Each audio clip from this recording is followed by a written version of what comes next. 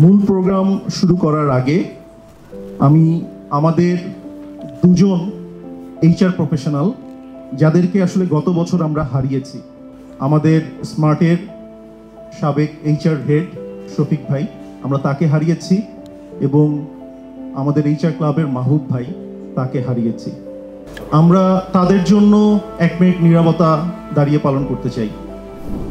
আজকে আপনাদের যে ট্যাগলাইনটা আছে যে আর্টিফিশিয়াল ইন্টেলিজেন্সকে কিভাবে আপনারা মানিয়ে নিতে পারবেন ইন ফিউচারে এইচআর প্রফেশনালসরা বা হিউম্যান রিসোর্সের সাথে, কারণ অনেক ট্যাগলাইন অথবা অনেক ধরনের স্লোগান আসছে যে আর্টিফিশিয়াল ইন্টেলিজেন্স যত বেশি প্র্যাকটিস বাড়বে তত হয়তো বা মানুষ জব লুজ করবে, এই ধরনের একটা ফিয়ার কিন্তু আমাদের দেশে কাজ করছে। সো যেহেতু আমরা আইটি ব্যাকগ্রাউন্ডের, আমি বলতে চাই আসলে এই ফিয়ারটা আসলে খুব একটা বেশি যৌক্তিক না। যখন কম্পিউটার আসছিল তখনও কিন্তু মানুষ এই চেঞ্জটাকে কিন্তু ভয় পাচ্ছিল। আমাদের দেশে এবং সারা পৃথিবীতে মানুষের প্রথম কিন্তু একটা ভয় থাকে, মানুষ কিন্তু চেঞ্জ হতে চায় না। যখনই নতুন কিছু দেখে তখন চিন্তা করে whether I lose my job or not। তো এইটা হচ্ছে মানুষের সবচেয়ে বড় ফিয়ার। আর্টিফিশিয়াল ইন্টেলিজেন্স যখন হবে, মানুষের কাজের স্পিড বাড়বে, একজন লোকের এফিসিয়েন্সি বাড়বে। সো সারা পৃথিবীতে কাজ কিন্তু তৈরি হচ্ছে নতুন নতুন করে। তাহলে আর্টিফিশিয়াল ইন্টেলিজেন্স আসলে আমরা যে ফ্রি হব, এটা হয়তো বা ম্যাথমেটিক্যালি আমরা অনেক কিছু বুঝাতে পারবো, but on the other hand আমাদের কিন্তু অনেক ধরনের কাজ বাড়বে এটার ব্যাক এন্ডে। হিউম্যানিফাই এআই, এইটা আসলে বলতে আমরা কি বুঝি? রিসেন্টলি আমরা আমাদের এইচআরে ব্যবহার করছি টেস্ট ট্যালেন্ট, একটা সফটওয়্যারের মাধ্যমে আমরা এমপ্লয়ীদের ইন্টারভিউ নিচ্ছি। তো এখন আমাদের এইচআর প্রফেশনাল হিসাবে আমাদের দায়িত্ব হচ্ছে এটাকে যতটা সম্ভব, যত প্রফেশনাল যারা আছে বিভিন্ন জায়গায় কাজ করতেছে, তাদেরকে এই ভয়টা ভেঙে তারা যাতে এই আর্টিফিশিয়াল ইন্টেলিজেন্স নিয়ে তারা যাতে কাজ করে এবং তাদের প্রোডাক্টিভিটি বাড়ায়, সেটা নিয়ে আমরা কাজ করব ইনশাল্লাহ। The topics today we have select AI and Humanify. So what is generative AI? So generative AI is like a baby.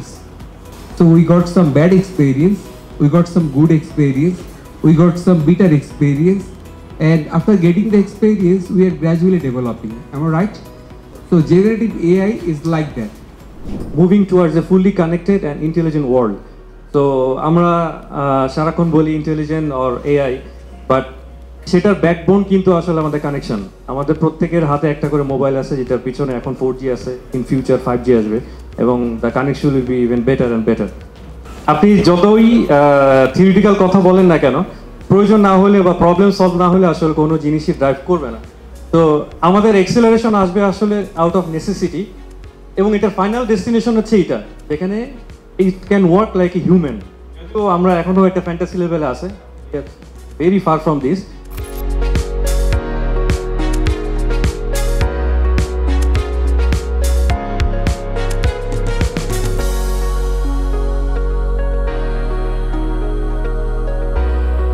তো আমরা তো আসলে যে ফিল্ডে আছি সেখানে রিয়েলিটিতে কথা বলাটা খুব বেশি দরকার। এআই আমার কাছে মনে হয়েছে এখনো আমাদের কাছে অনেক দূরের পাখি, কারণ এখনো দেখি একদম বেসিক লেভেলে যারা কাজ করে MS এক্সেল নলেজটা নিতেই ওদের ঘাম ঝরে যাচ্ছে। তো সেখানে আমরা এত দূরে যাব কিভাবে? তো আপসেট হওয়ার কিছু নাই, বিকজ আমরা জানি there is smart technologies, there is why, এবং এই ধরনের প্রতিষ্ঠান এইখানে আসলে ব্রিজিং হওয়াটা অসম্ভব রকমের দরকার। আপনারা যারা আমাদের সামনে বসে আছেন, যারা torch bearer of any organization or any society, core HR person, আপনাদেরকে এই কনসেপশনটা ভাঙাতে হবে যে whatever the technology comes, পৃথিবীর কোনো টেকনোলজি হিউম্যান টাচকে রিপ্লেস করতে পারবে না, হিউম্যান ইন্টেলিজেন্সকে রিপ্লেস করতে পারবে না। আমাদের ব্র্যাক ব্যাংকে আমরা যদি এইচআর এর কথা বলি, আমরা এইচআর এর যদি রিক্রুটমেন্ট থেকে যদি শুরু করি, আমরা রিক্রুটমেন্টের সময় আমাদের একটা এক্সাম হয়, এবং এক্সামটা অনলাইনে হয়। কিছুক্ষণ আগে কৌশিক স্যার যেটা বলছিলেন যে ওই যে যখন এক্সাম হওয়ার সময় আসলে কোন দিকে তাকাচ্ছে কি না তাকাচ্ছে, এই জিনিসটা কিন্তু রেকর্ড করে থাকে, এবং এআই এর মাধ্যমেই কিন্তু উই আইডেন্টিফাই যে এই ক্যান্ডিডেটটা আসলে নিজে নিজে পরীক্ষা দিচ্ছে না কারো হেল্প নিচ্ছে। ওই আইবলের মুভমেন্ট দিয়েও আমরা জিনিসটা চেক করে নিই। This is number 1। আমরা এআই এর দুটো ডাইমেনশন জানি, একটি হচ্ছে ফাংশনাল আর একটা হচ্ছে ইন্টেলেকচুয়াল। তো পুরো সময়টা আমি যেটা শুনলাম, আমরা ফাংশনাল এরিয়া নিয়ে কথা বলছি, যে প্রোডাক্টিভিটি বাড়ানো বা ওইখানে সাপোর্ট সার্ভিস। তো ঠিক আছে, এখানে এআই এর ইউজ ঠিক আছে, calculation, huge number of calculation আমরা বলেছি, ঠিক আছে। তো একটা সময় ইন্টেলেকচুয়ালিটি আমি মনে করি যে খুবই হ্যাম্পার হয়ে যাবে। যে এখন শিল্পী, সে যদি বলে যে তুমি একটু কালার কম্বিনেশনটা ঠিক করে দাও, এআইকে বলছে, এআই করে দিচ্ছে, এটা তার হেল্প হচ্ছে। কিন্তু পরের জেনারেশন, তারপরের জেনারেশন, তাদের কিন্তু ওই ইন্টেলেকচুয়ালিটিটা নাই। সে আঁকতে জানে না, কিন্তু সে ছবি দেখতে জানে। এআইকে বলছে ছবি এঁকে দাও, এঁকে দিচ্ছে, তাহলে আমাদের আর কোনো শিল্পী থাকবে না। এআই তো is a part of our life, তাই না? এখন আমরা একটা স্ট্যাটাস যখন দেখি, exciting news, I am thrill to announce, সাথে সাথে আমরা বুঝি এটা এআই লিখছে, আমরা পড়ি না ওইটা।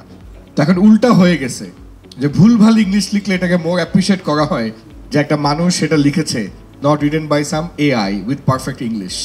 So AI will definitely be a part of us, but AI will never replace HR. AI will never replace trainers.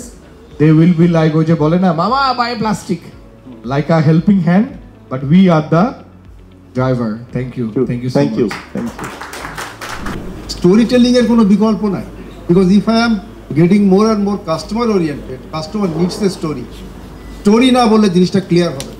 শুধুমাত্র মেকানিক্যাল কোনো গল্প দিয়ে একটা কাস্টমারকে হ্যাপি করা যাবে না।